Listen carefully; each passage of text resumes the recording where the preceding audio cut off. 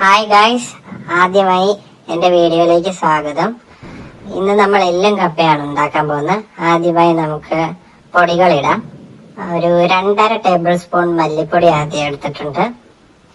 എന്നിട്ട് ഇതിലേക്ക് 2 table spoon മുളക് പൊടി, പിന്നെ 1 table spoon Kashmiri chilli powder, പിന്നെ ഒരു കുറച്ച് മഞ്ഞൾപ്പൊടിയും ചേർക്കാം.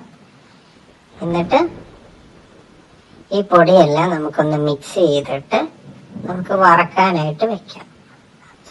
അതിന് മുന്നേ ബീഫ് മസാല, ഗരം മസാല ഇതെല്ലാം കൂടി ഇടണം. ഇതിന് ശേഷം ഈ പൊടികളെല്ലാം മിക്സ് ചെയ്തത് നമുക്കൊരു ചട്ടി ചൂടാക്കി അതിലേക്ക് വറക്കാനായിട്ട് വെക്കാം. അപ്പോൾ ഞാൻ ഗ്യാസ് കത്തിച്ച് അതിലേക്ക് ചട്ടി ചൂടായപ്പോൾ പൊടികളെല്ലാം ഇട്ടു. ഇനി ഇത് നമുക്ക് വറക്കാം. ജസ്റ്റ് ഒന്ന് ചൂടാക്കി എടുത്താൽ മതിയാവും.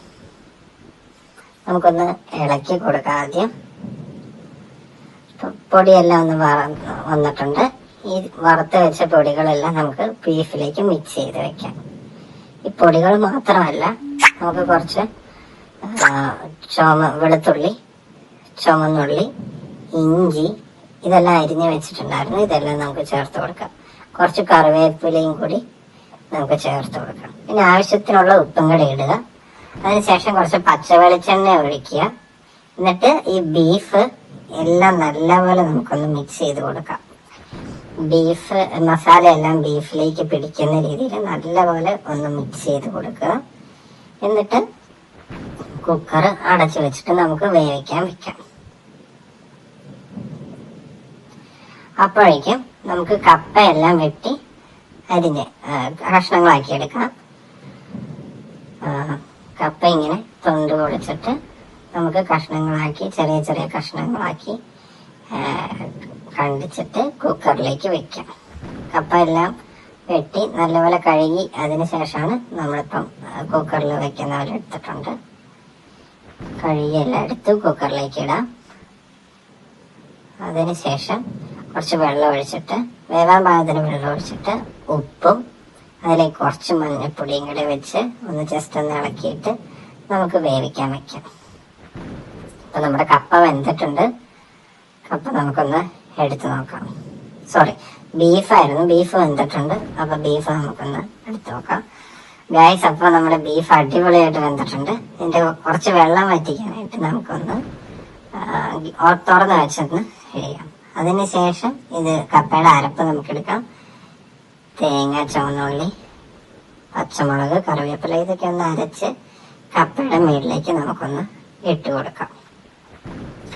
നമ്മൾ തേങ്ങ വറുത്തിട്ടല്ല ഇടുന്നത്, നമ്മൾ നോർമലായിട്ടാണ് ഇടുന്നത്. വറുത്തിട്ട് എടുത്തു കഴിഞ്ഞാൽ അങ്ങനെ ഇഷ്ടമുള്ളവർക്ക് അങ്ങനെയും ചെയ്യാം. അതിനുശേഷം ഇതിലേക്ക് നമുക്ക് വേവിച്ച് വെച്ച് നമ്മുടെ ബീഫും അതിൻ്റെ ചാറും എല്ലാം കൂടെ ഒഴിച്ച് ഒന്ന് മിക്സ് ചെയ്ത് വയ്ക്കാം. ബീഫെല്ലാം നമ്മൾ കപ്പയുടെ മേളിലേക്കും അരപ്പിന്റെ മേളിലേക്കെല്ലാം ഒഴിക്കുവാണ്. ബീഫിന്റെ ചാറും കൂടി നമുക്ക് ഒഴിച്ച് മിക്സ് ചെയ്ത് വെക്കാം. ഇനി ഇതൊന്ന് ജസ്റ്റ് ഒന്ന് കുക്കാവാൻ വേണ്ടി കുക്കറിൽ വെക്കാം. കുക്കറപ്പം അടച്ച് വെക്കുകയാണ്. അപ്പം നമ്മൾ കുറച്ചു നേരം ഒന്ന് ആവി കയറ്റി ചൂടാക്കിയതിന് ശേഷം ഇനി നമുക്ക് കുക്കറൊന്ന് ഓപ്പൺ ചെയ്യാം. ഹായ് ഗൈസ്, നമ്മുടെ എല്ലും കപ്പ റെഡി ആയിട്ടുണ്ട്. നല്ല സ്മെല്ല് വരുന്നുണ്ട്. ഇനി നമുക്കിതൊന്ന് ഇളക്കിയെടുക്കാം. നല്ലപോലെ അരപ്പും ബീഫും എല്ലാം കൂടെ മിക്സ് ആയിട്ടുണ്ട്. ഇതൊക്കെ നമ്മൾ കപ്പയിലേക്ക് എല്ലാത്തിലേക്കും പിടിക്കാൻ വേണ്ടി ശരിക്കും നല്ലപോലെ ഒന്ന് മിക്സ് ചെയ്ത് ഇളക്കി കൊടുക്കാം. അപ്പോൾ നമ്മുടെ വീഡിയോ കഴിഞ്ഞ് സ്വാദിഷ്ടമായ എല്ലും കപ്പ റെഡി. Thank you.